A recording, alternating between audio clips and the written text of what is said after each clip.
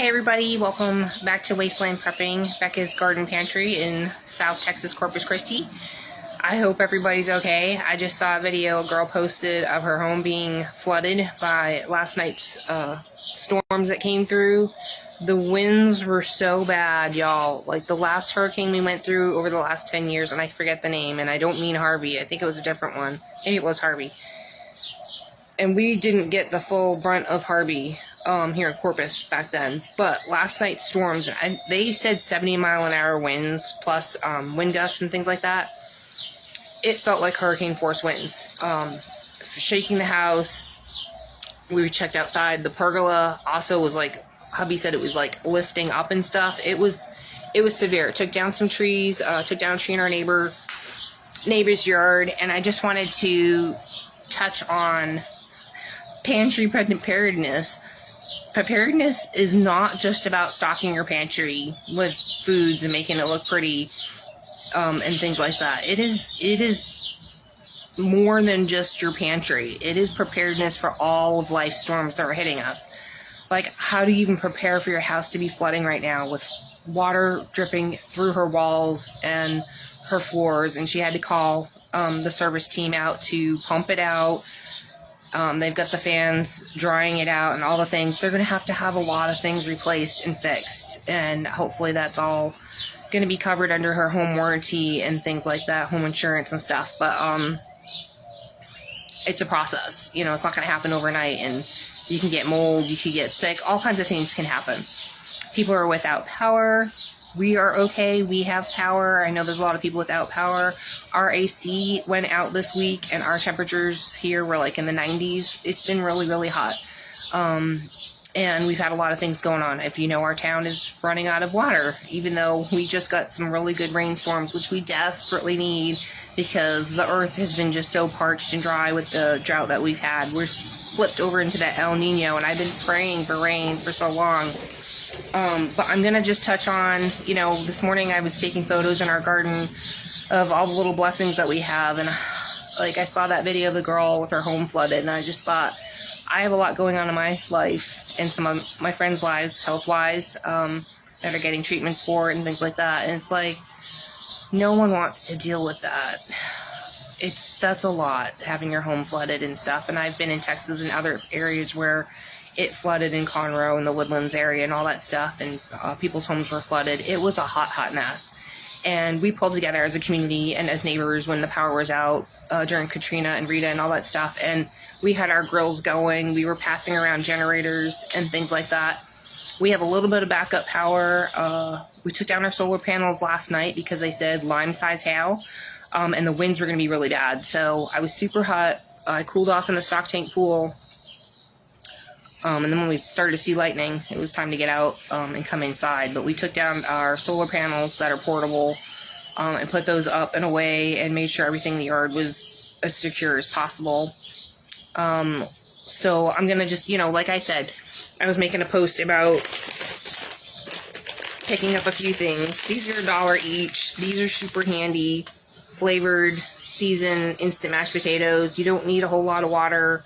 A pot and like a butane cooking stove is all you need, like a pan, a pot, and you can have some instant mashed potatoes with, like, you know, either some canned turkey, canned ham, whatever, maybe canned corn, canned green beans, and you've got like an instant meal if you know, if your power's out and stuff like that. So I like stocking up on these. These also help stretch out.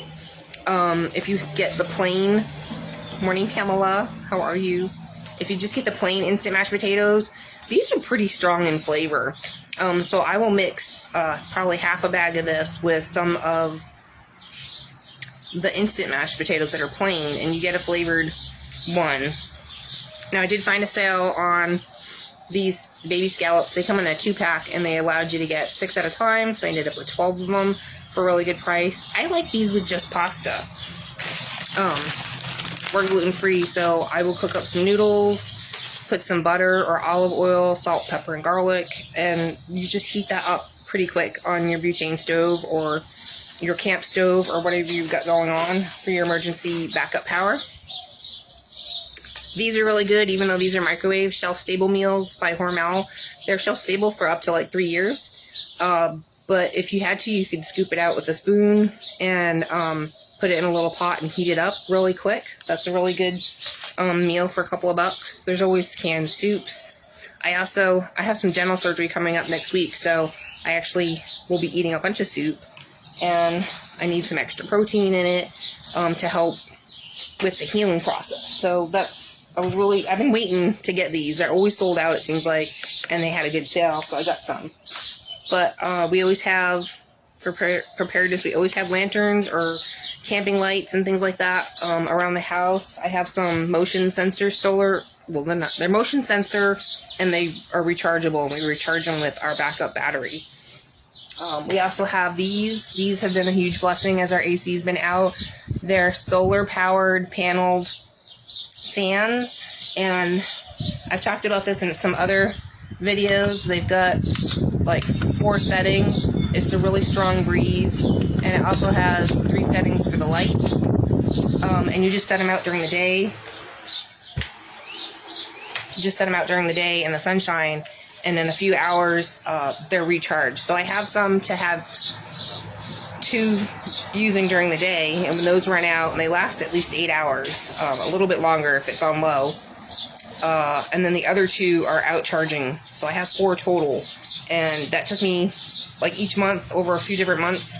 I'm gonna say over a 6-month period. I probably picked up 1 at a time. And the prices can vary from $30 to $40 each. But honestly, when your power's out, this has been a huge blessing. That one you see it recharged. So we're gonna go check the back alley and see what's going on. But I just wanted to just pop on here for a quick little video. Sorry, my hand's shaking. And talk a little bit about the preparedness. It's not just about stocking your pantry and finding things on sale. It is about preparing to have some bottled, stored up water in case your water needs to be boiled. The water's, like now when we have a rain event, sometimes the pipes can burst, they're clay pipes, and then the water would be shut off. So you really, number one thing, need to stock up on is some bottled water, stored water storage containers that you can refill at the little water fountains and things like that. I recommend the blue ones or something that's blacked out. We actually have the Scepter ones, and we can refill them, and so that's our drinking and cooking water. We'll use other water for the dishes if the water was out and stuff like that, but we have that. And yeah, like life emergencies that come up. If something, there was a leak in your house, or you know, the trees are down, the power is out, all kinds of stuff that's going on. We are in the middle of, like I said with the last video, we haven't had a chance to finish this patio off because we've had 2 big rain events and it hasn't been dry enough to be able to get this done. We need to, we laid out the bricks. We just need to move them out of the way, dig up a little bit more, and finish it off properly, because we do have a rain tank coming. But like I said, I'm going to be priming and painting the fascias, and we're going to be trying to get some of the rafters replaced as well. Man, y'all, paint is expensive. That's all I got to say. It's crazy. So I don't even have all of the paint I need, or the wood currently. But this is what we're working on. In the meantime, we're just catching rain with our rain trash barrels, putting a few of the mosquito dunks bits in there so that there's no mosquito larvae happening. Someone talked about in the raised bed gardening group about, what are you growing that's edible in your gardens? We grow cherry tomatoes and lettuce and stuff like that in our front beds. Morning! We, many years ago, planted our pomegranate tree. This just got planted out, our peach tree, avocado tree. And this got planted last season, was the brown turkey fig. Here's all that paver sand for the area that we're working on. But we've got some edible berries that we planted out this season, and blueberries and yellow raspberries. Ooh. I've got a couple of grapevines. There's one right here and one on the other side. Sometimes the internet will cut out, so I don't want to go that far on that side, but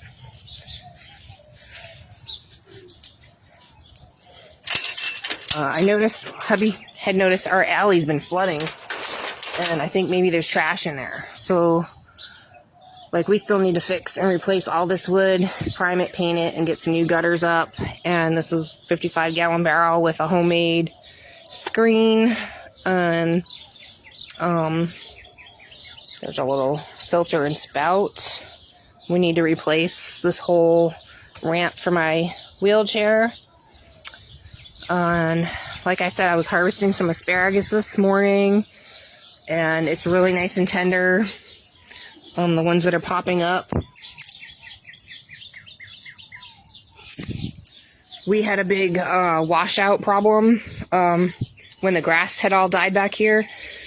We had major soil erosion here. So our issue was when it does have a big rain event, and we had some that were like 10 to 20 inches sometimes in the past 10 years, all of our soil was flooding away and washing down the street. So we have tons of rock and sand here. We're trying to make like a little beachy area for the stock tank pool to keep cool.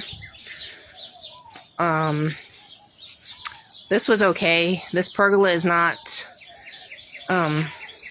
anchored down, but it's open with cattle panels, and we're growing cucumbers and loofah, which actually provides some shade in the summer. So, and these can just stay on the vine till they dry and they get nice and big. And then we harvest the cucumbers as they grow.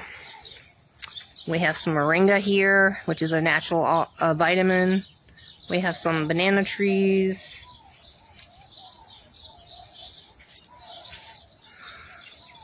I'm working on growing a different variety of avocado for back here. This is a bacon avocado. We've got some peppers, cherry tomatoes, more peppers, more cherry tomatoes, a pineapple. Hubby said the basil was looking amazing, so he set up this for me. We had an extra cattle panel and made a little arch right here. So I've got some, they're called chicken and dumpling heirloom peas, and so they're going to grow up and vine over this with some cherry tomatoes. And then we have some basil back here, which you're doing pretty good, buddy. Yeah, pinch you off. And we got a Meyer lemon, just a few flowers.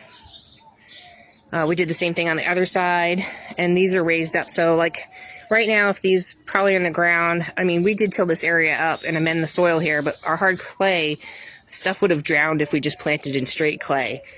So these are raised pot planters for that. That's just a little terracotta. This is our papaya tree. Came up from seed. And this is 2 of our fig trees back here, which are loaded. And I don't know how, if we get more rain, how they'll handle it, because they can get to a point where they get watered down and then get too big and split. I mean, you can still eat them, but it does kind of mess with the flavor of them if they get too much rain. So we have not been watering too often, just because we knew a bunch of rain events were coming the past couple of weeks. Here's a whole nother process we're working on with preparedness. That's our neighbor's carport. So what happens is when it rains really heavy here, it floods their driveway. And what we did, and they know about it, is we have a rain gutter on our side of the fence, and we catch rain in here, and hubby pumps it and connects it to the other IBC totes down here. And like I said, a neighbor's tree came down. So what we used to have right here is a huge hackberry tree, and it was like 40 something feet tall, and we used to have to get on the roof to trim it back, and it was over their carport in their house. It was massive. And so as part of preparedness, we were hacking at it each season. It was like, this is going to be too much, especially as we get older. We don't want the roof getting damaged. It gets expensive to get tree trimmers out here and stuff like that. We ended up getting a Cheryl tree 22-foot pole saw and just taking it down little by little.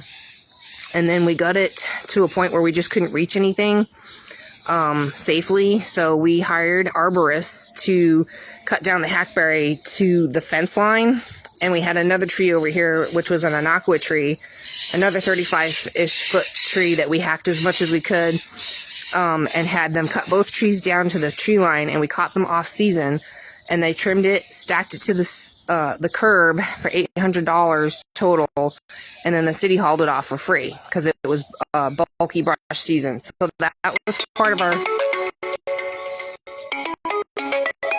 Oops, I didn't know that was on.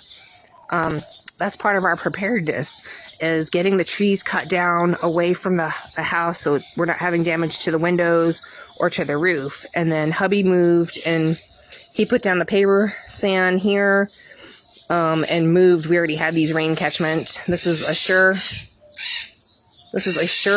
water storage tank. We've just painted it tan because it's so hot here. And then this was a 300-gallon tank that we got from one of the car washes that had soapy water in it. So our plan is to replace, prime and paint the wood and put up some new gutters so that all this, and lots of rain just comes right off of the drip line anyway. So anywho, he has a few pavers down right now because otherwise it's going to wash out the soil. So we're working on that project as well. Like I said, he's going to have to fill this area right here because it's a bit of a sinkhole from where that tree was. And then he's going to be moving the rest of those IBC totes that way. So we've got a massive fig tree that is a little bit heavy drooping because of all the rain, but it's packed. This is a stainless steel top that we had on the grill, and I guess we forgot to take it off. It flew off, and it didn't hit anything, but this thing's super heavy. It's impossible to move, so that was okay. But like I said, we had an inaqua tree here, and the fence guys originally, when we first moved in, I have 3 inches on the other side of this tree, but he ended up making a straight line for the fence. And he didn't go around the tree, which it was too late, y'all. Anyway, so I was pretty upset. So anyway, we've been hacking at this thing forever, and eventually it's going to come out. But it just was shading out our garden. Same with the hackberry tree that we had back here. And we had a giant oak tree. Sorry, stuff is kind of a little bit of a mess around here. We had a giant oak tree right here, and it was 45 feet tall where these fig trees are.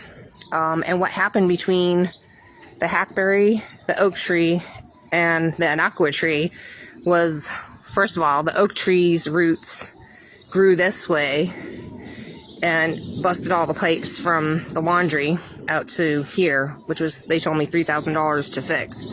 And no home warranty would cover it because it's in the garage, and anyway, it's not part of the house. So we catch water from our laundry here and water our banana trees that way. But basically what happened with those 3 trees, it got to the point where we couldn't grow anything in our garden. It was just way too much shade. So they came down little by little, best we could. We had, I think, a free chainsaw from somebody, one we bought, and then maybe somebody else let us borrow one. And we had chickens back here originally for a long, long time. And then now that we don't have them, we connected that hoop house to this one and created a enclosed shaded hoop house for gardening that's in ground. We till it up and been amending it. So we got some yellow beets, Minnesota midget cantaloupes started, some different varieties of tomatoes, more Minnesota midget cantaloupe in here. Got a baby pineapple back here. Some of these are probably going to come out, and I'm going to take cuttings from the new one and replant. So that's how I'm going to keep my tomatoes going. Got some tomatoes over here. This one's really big. I picked some before the rain too, if they were blushing, so they wouldn't split.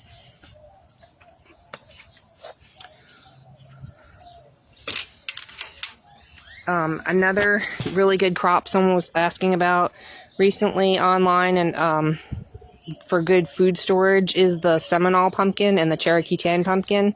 So we did plant that. It's an heirloom. It can store up to a whole year after harvest. Okra is really good and hardy. We're in South Texas, zone 9B. Probably need a little bit more nitrogen out here for the okra.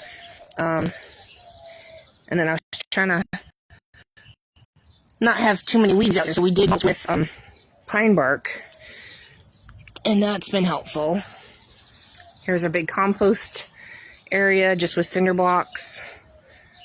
Here's our stacked wood for cooking on the fire pit when it's not raining. This huge pile is all compost that we had. It's pretty much ready. Here's some more that we dug out from the front where the bushes were. And that was a down branch we got back here. This is really hardy as well. This is the goji berry. I've planted a mulberry this season.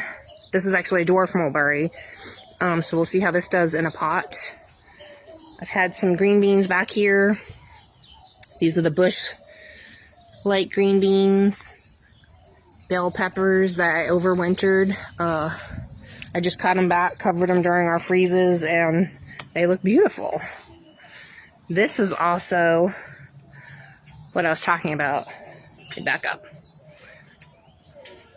This pergola here is not anchored, and so hubby said, even though this is the first time it actually moved a little bit, he said it started to lift up and just shake a little bit with the high winds we had.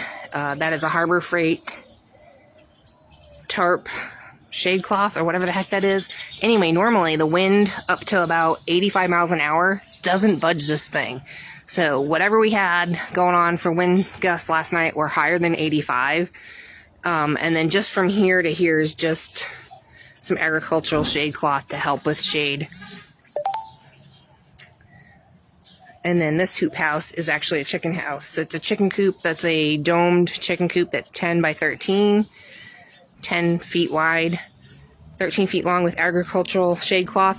Now we did shore this up with cattle panels on the inside because we can get hurricanes along the coast here. So there's EMT conduit that we put and added for the center to help keep it from twisting. We added extra EMT conduits, pipes, and we added them to structurally shore this up so it doesn't budge. And then with stainless steel zip ties. So we got the stainless steel zip ties on Amazon, and they are stainless steel. The whole cage is wrapped around our cinder block tops. And this thing does not budge. It didn't budge at all last night either. We just have some corn in here, some carrots going to seed. Dandelion greens actually going to seed. I've never seen that before. They're so pretty. I've got some more yellow beets down here. There you are, you little bugger. He's eating everything. We're eating everything. He eats everything. Alright, you gotta go. Gotta go. There's a yellow beet.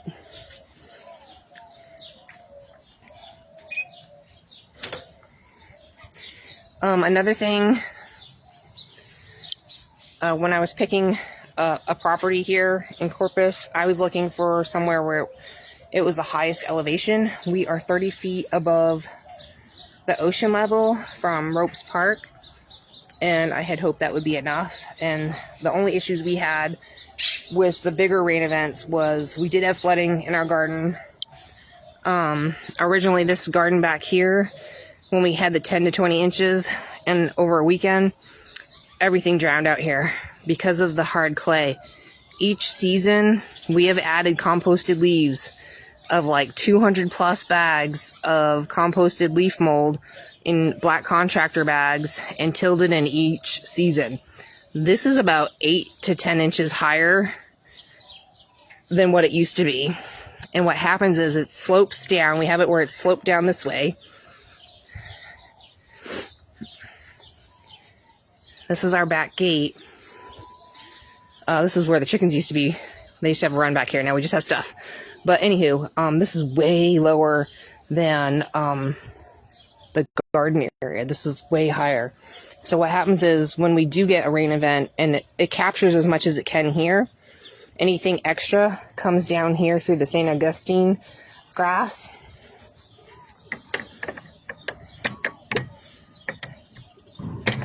Ooh, let's see. Oh God, y'all, this is our alley. It never floods because there's supposed to be a drain back here. I'm not even sure where it's at. I forget. There's several like square big drains, and this is a swamp. This is like, it's about a foot of water back here at least. That's bad. But I don't know if you can tell. So here's our fence, and then the alley slopes down like this. So normally after a rain event, this drains and does not hold water. So there's got to be something stopping up our drainage back here. Need to probably call the city and have them come back here and see what's going on, because this will be full of mosquitoes.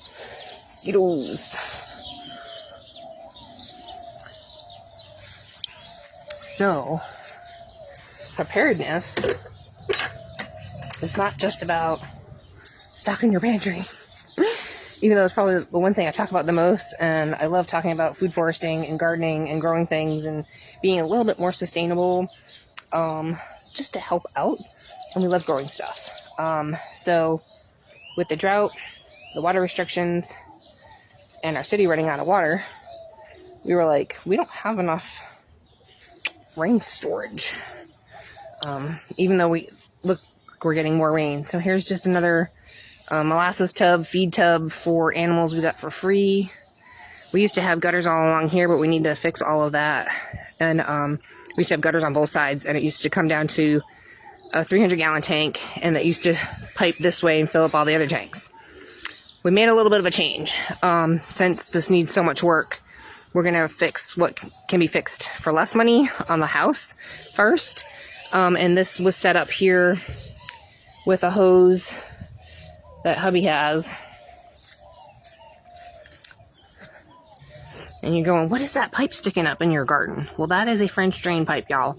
It is capped at the other end, and it has the sock on it. And this is our drip irrigation tubing that is connected over here. So when we are getting condensation or rain, the water drips down there, runs there, and is running into these two pipes, which run 20 feet long, 22 feet long, something like that. This is at least 25 feet long. So hubby did,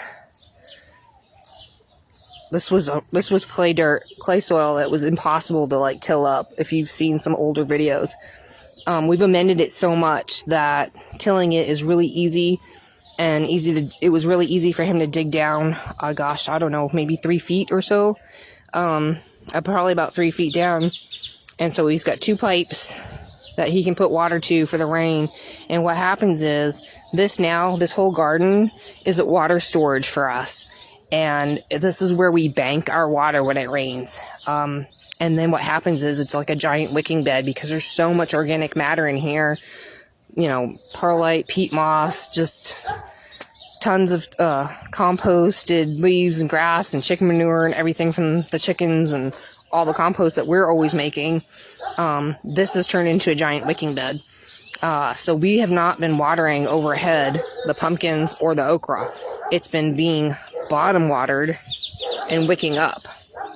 So that's what we've been experimenting with here, to hold water without having to, we didn't have a way to store more water right now. So as part of our preparedness plan is just not just preparing for all the emergencies, but like getting back to basics. You need water to drink, clean, and cook with. You need some kind of electricity. If the electric's out, you need some kind of lanterns, oil lamps, which we have oil lamps as a backup, solar lanterns, flashlights, camping lights, things like that. You need a way to cook some food. The butane cookers are really good. They're safe to use either on your porch, out in your garage, or inside with an airflow or a camp stove. We have another version for the propane tanks called the Carolina cooker. But we currently hold about, I think it was around 1,000 gallons of water storage that we have. It's not enough with the droughts that we have. So we ordered a 450 gallon rain tank from Enduraplast from Tank Depot. And then we got a 200 gallon one because that's, anyway. We're going to make it so that the 450 fits in the front and we can pipe it to the back here. And that's what we could afford this season. And that was going to be what we could do. Put the patio in, fix some of the rafters and the fascias, put up some tanks and gutters, and then our AC went out. So, and I needed my wheelchair, so we needed to pay for that. Oh, our truck broke down. So, like, every emergency pretty much has been coming up this year. We're rolling with it, y'all. We're rolling with it. A lot of people are rolling with it. So, I always keep a stock pantry. I try to find sales when I can. And I'm not going to be stocking my pantry too much. I know everyone, if you don't have anything in your pantry, it's really good to try to put something up. So, you have at least about a 2-week supply for any kind of power outage and things like that. You might be without power for at least 2 weeks. When we had Hurricane Rita and Katrina, I think we were out of power for about 4 weeks. I think that's about the longest I've ever been without power. I lived in New England with blizzards and hurricanes, and the most in the country we were out without power was probably up to 4 weeks as well. So I've never gone more than 4 weeks without power. So a month is actually a really good goal to stock up your pantry. 2 weeks will help get you through that immediate crisis. There's a lot of other things happening where people have had to evacuate their homes recently in California, either because of the wildfires or that chemical plant fire that was going on. It looks like they're containing it, possibly. It looks like it's not going to explode, which they were really concerned about. So everyone had to evacuate ASAP. So that's scary. Are you prepared for evacuating like that? A lot of people aren't because of the gas prices. Where are they going to go? How much? It's just going to cost a lot of money to get on the road and get out of town, and for how long? When can they go back home? That's a really scary situation, and I'm really praying for those people. I'm praying for the girl and all the people that just got their homes flooded from the Texas storm that we just had last night. So we have a lot of blessings that our home is not flooded, and our vehicle is fixed. Our AC's out, but it's terrible. It's manageable. It's terrible. It affects my health issues worse when we don't have AC going. So I end up doing a lot more resting, and I get paralyzed from sweating too much. So I've had a lot of really rough days. So I'm super thankful for the 67-degree weather this morning. And then we did order a window unit for the AC because the home warranty won't be able to get out here to fix our AC unit for a month. So we got a window unit that was on sale. We weren't planning on spending that money either, but I'm having surgery next week and I just cannot take it anymore. And I'm, whatever, you gotta do what you gotta do. So that's what we're doing. A friend just messaged me yesterday and said that we could borrow a window unit. And I'm like, I already got one coming. So I'm not going to send it back because the power can go out here at any time. And it's good to have it as a backup. Like summertime heat is rough here. And just having shade and solar fans, blackout curtains is just not enough. Hubby actually was able to get... Originally, somebody painted the windows shut before they sold the house to us, and we never got them all open. And he got them open, but I physically cannot lift them up and down, so I gotta figure out how I can make it easier to make the windows go up and down for myself. But anyway, that's another thing I've got to work on. So, preparedness is a journey. It's a lifestyle, and we're not always prepared for everything because most of us don't have the pocket money to just go buy all the things.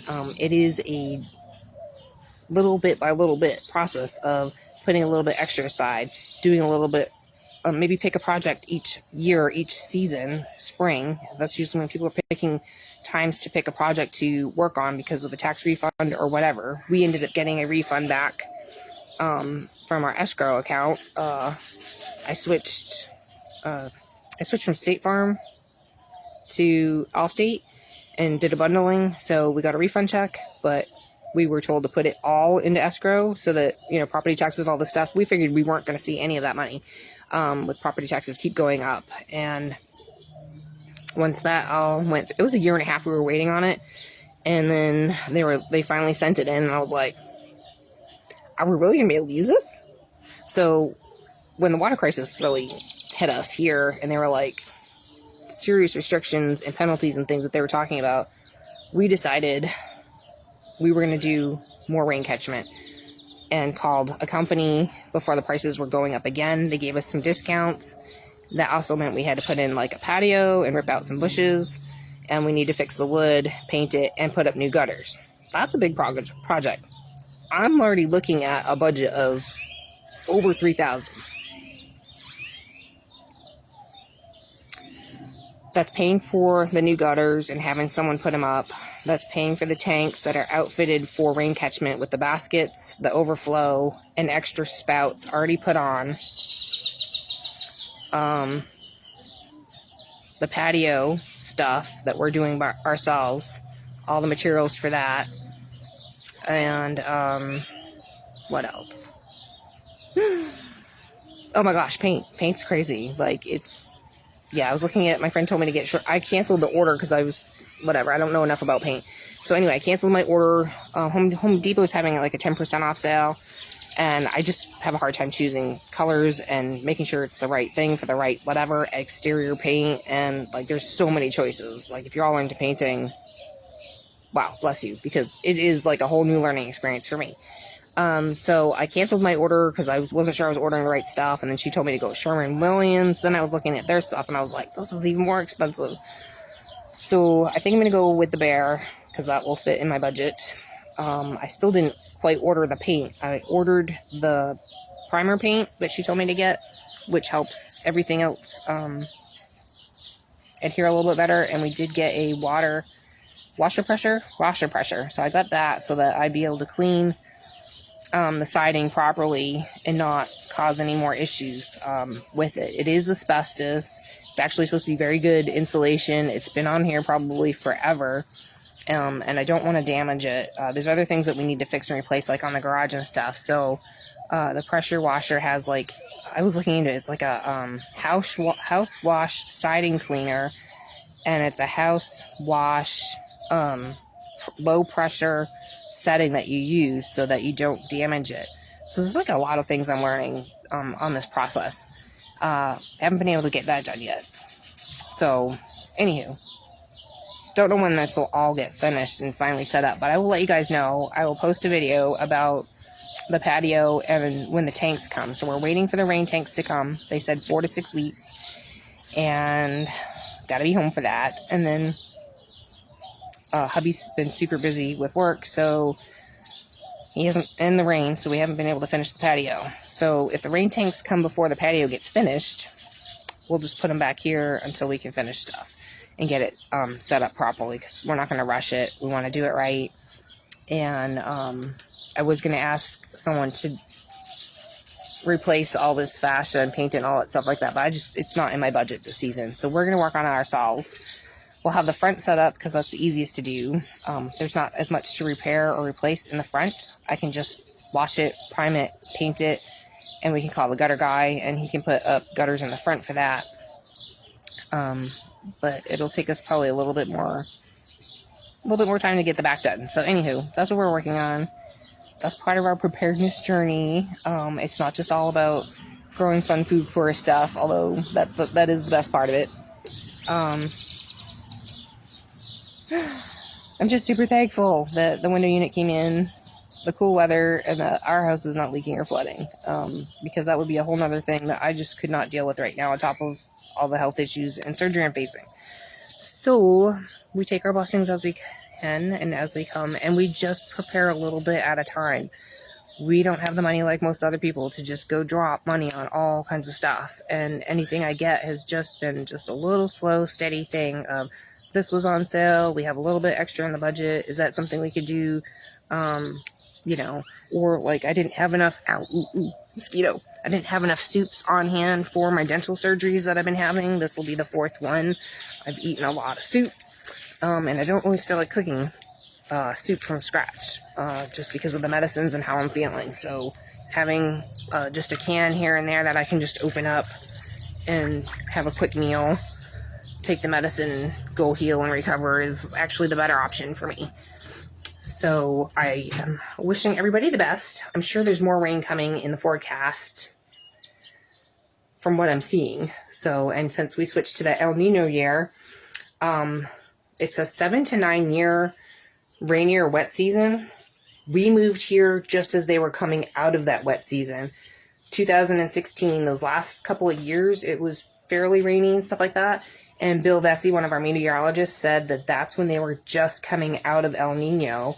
And that's when we went into that severe drought for the past, like, 8 years. It's been severe drought here.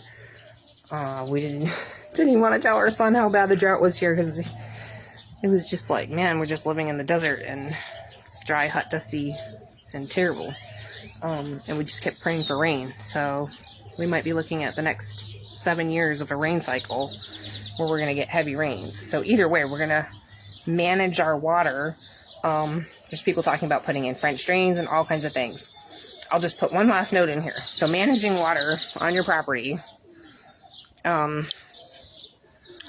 all of this filters through this if we get really heavy rain. So the rock and sand helps filter it. Now we don't have a heavy, we didn't quite get this all done as much as we would like to have, but we have pea gravel here, and this helps slow down the water. And this is a pathway that goes in a U shape.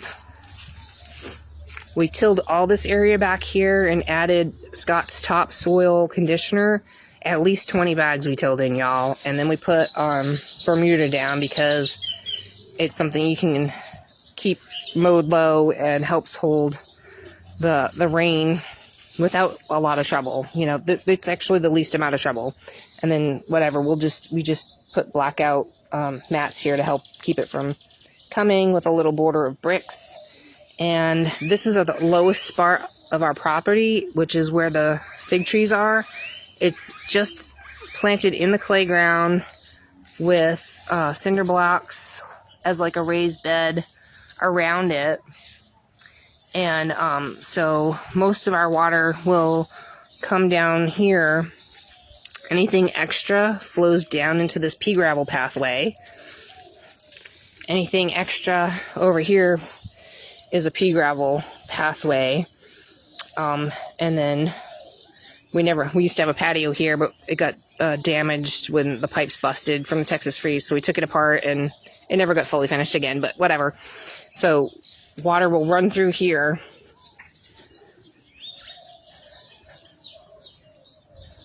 And our water runs down out our driveway into the drainage.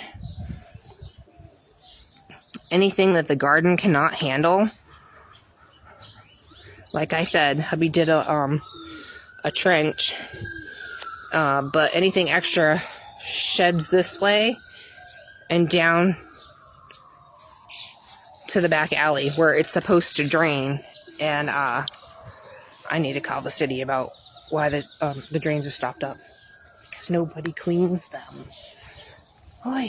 Anywho, that's my last tips on water management. Work with the land that you have and watch it during those rain events and figure out what you can do to slow down the rain if you need to capture it for a garden, or open it up with French drains and proper drainage, and talk to somebody who knows what they're doing about that, so that you don't have water issues where the water would flow towards your house. You want it to flow away from the house.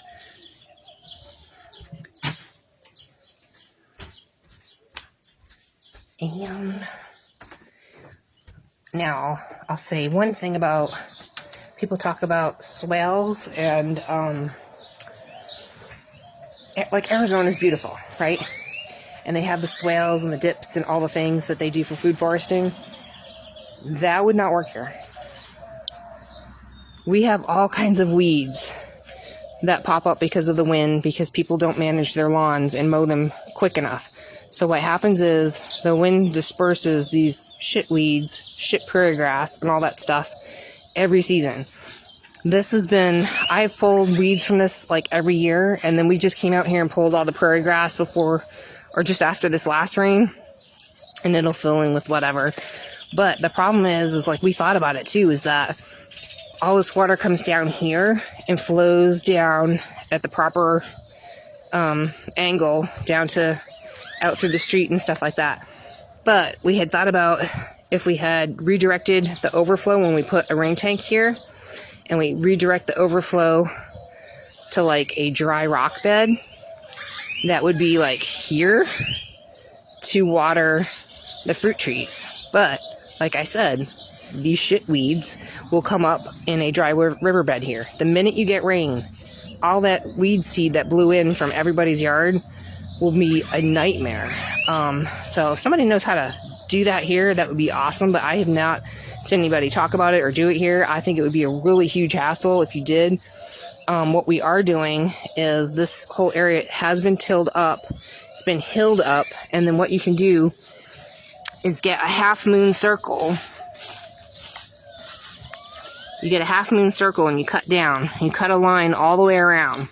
And you cut it at an angle and you dig it out and flick all the dirt up this way. And then you cover it with your bark mulch.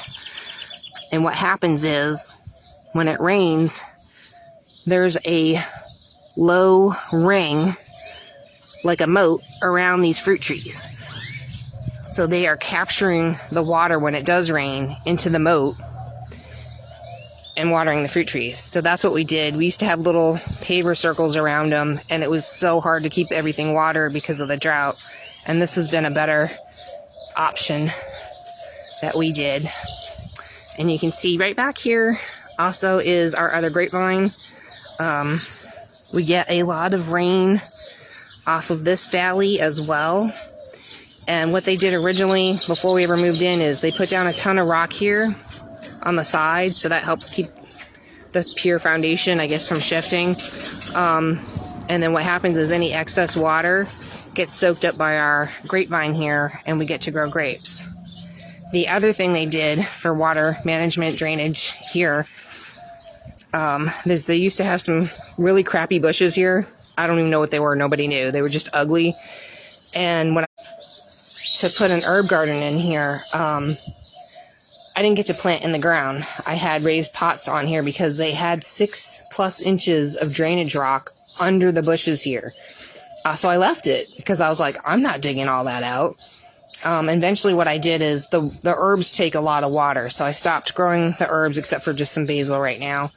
And I put in these raised beds on top of that drainage rock. I set it up to be an acidic soil mix. We grew mushroom beds here for the last 2 years, but it was getting kind of pricey for that. So we switched to perennials. So we have blackberries, yellow raspberries, and blueberries. But what we did is, this is our version of a dry rock riverbed. I just added more rock here. I added quite a bit of rock.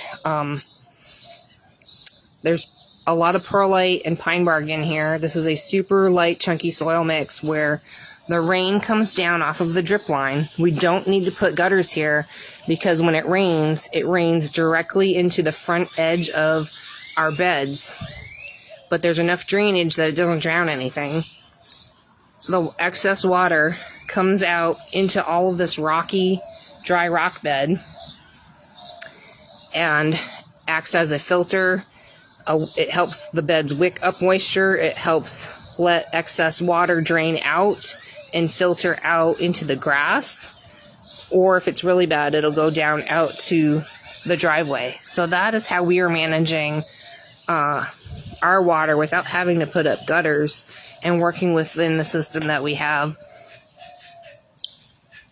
to be able to grow some extra food.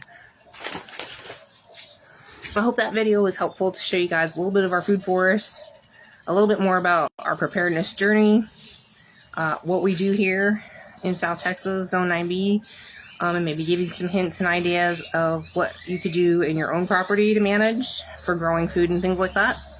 It's been a learning process that I've watched a ton of other people's videos in California, Florida, and some other areas, and you know, some things just don't work like they do in other places because we don't get rain. So we have been working with in the drought and what we could manage here with how much water we can store and use without going over our restricted limit.